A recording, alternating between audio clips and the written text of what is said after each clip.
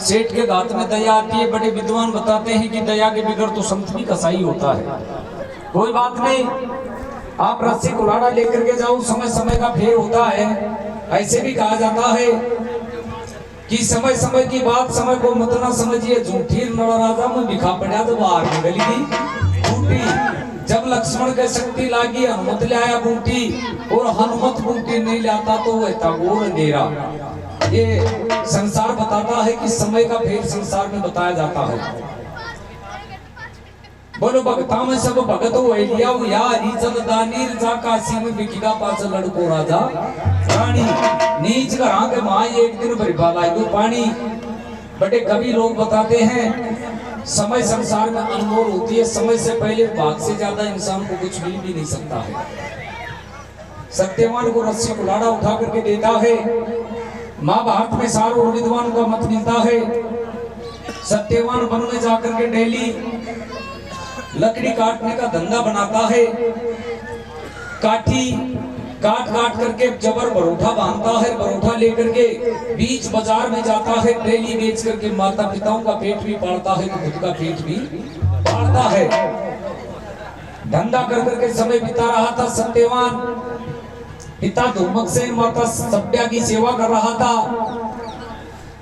ऐसे कहा जाता है कि माता पिताओं का ऋण जीव के सिर से कभी उतर नहीं सकता। बड़े विद्वान भी कहते हैं क्या डर बोलो बनियो कबूतर कभी भी वो ना अणुत्तर। माता पिताओं के ऋण से कभी अणुत्तर नहीं हो सकता है। कर ले भक्ति में मजबूती चाहिए पैरा चाम की जूती। भक्ति में कितनी मजबूती कर ले, आपके शरीर की चमड़ी की जूती पैरा दे तो भी माता पिताओं से ऋण पूरा नहीं हो सकता है। ऐसे कहा जाता है आड़ कसी आदमी हुए छोड़ना बोलो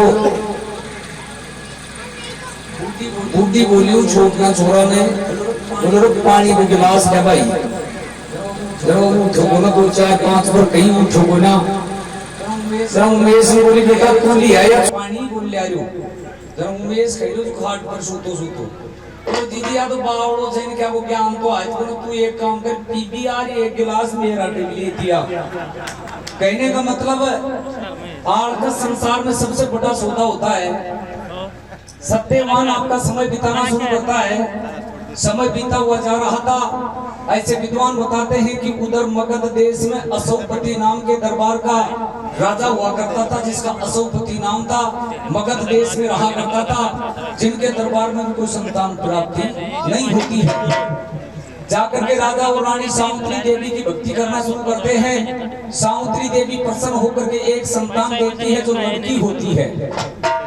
सावित्री देवी प्रसन्न होकर के एक संतान देती है जो लड़की होती है। और फिर सावित्री देवी का आह्वान करते हैं, वादा करते हैं। ब्राह्मण जूनी डाकोत दरबार में बुला करके ग्रह लक्षण पूछते हैं। जब दादा ब्राह्मण ने कहा बोलो सावित्री देवी का आह्वान से लड़की हुई है तो इसका नाम भी सावित्री निकाल कीजिएगा। समय बीता हुआ जा रहा था। दरबार में रह करके सावित्री पढ़ती पहुंचती है। जब 15-16 साल उम्र सावित्री की हो जाती है, ऐसे भी कहा करते हैं बोलो सियाणी बेटी गया बाप के रजू सला हो जाए और समझदार इंसान की सातों पीढ़ी देख नरक में जाए। मन में विचार करती हुई रानी राजा की रानी खड़ी होती है। आपके पति अशोकपति के पास में जाती है, हाथ जोड़ करके पति से निवेदन करती है। कैसे कर रही थी, कैसे खड़ा खड़ा राजा रानी की बात को सुन रहा था। नारायण स्टूडियो अजीतगढ़।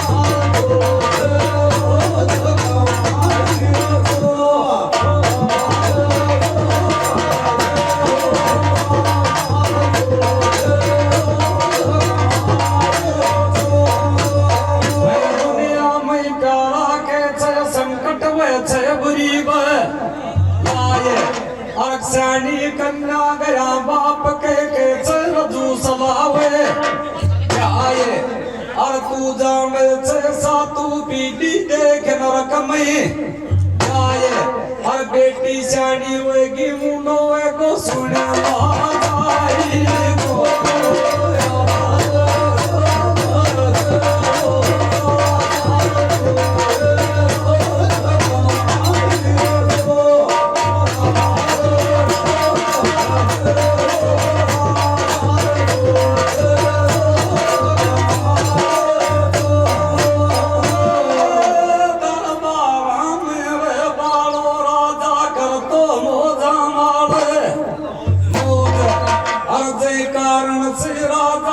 सिर पर बेरो लागो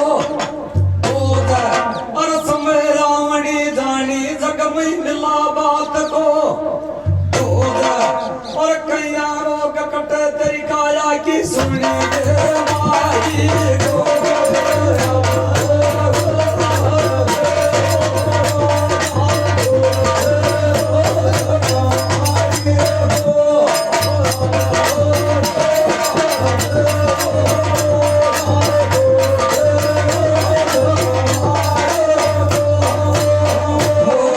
माई को रानी बोली ब्यावलो रचा दे कन्या दे जगमारी को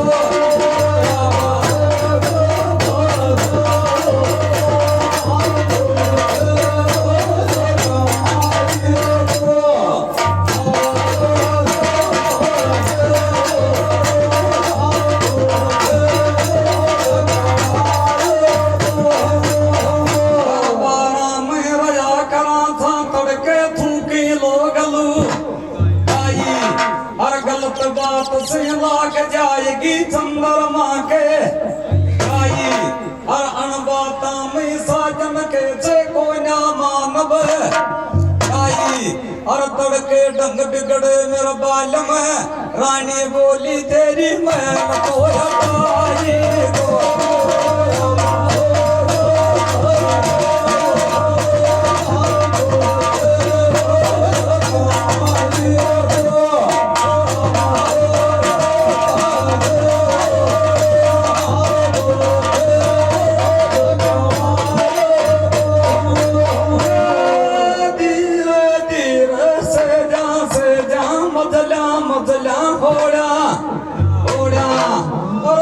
बिगड़े गो बाल मां तेरी महल तो हटाई को